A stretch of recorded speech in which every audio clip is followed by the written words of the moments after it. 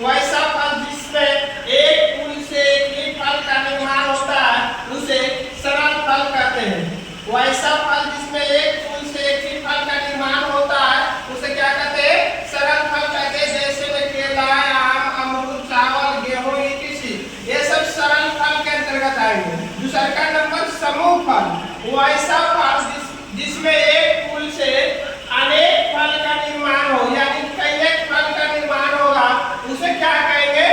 समूह फल कहेंगे। जैसे में मदार। अब मदार एक नया शब्द आता है, मदार के बारे में समझते हैं। मदार होता है जैसे बिहार यूपी में, या बिहार यूपी झारखंड तीनों भाषा में मदार यानी कहने का मतलब है कि आपका आकवन का पेड़ देखे उसका फल को हम लोग मदार का फल कहते हैं। यानी आकवन का पेड़ वाला फल को क्या कहेंगे? मदार का फल। स्ट्रॉबेरी लाल रंग का होता है, स्ट्रॉबेरी।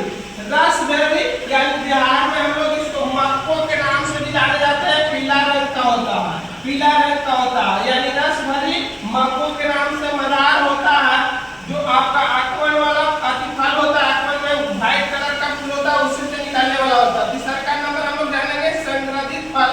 यानी जब किसी फल के निर्माण में बाह्य दलकुंज तथा दलकुंज भाग ले लेते हैं तो उसे संग्रहित फल कहते हैं। जैसे में अनानास और कटहल होता है। यहाँ तक हम लोग आज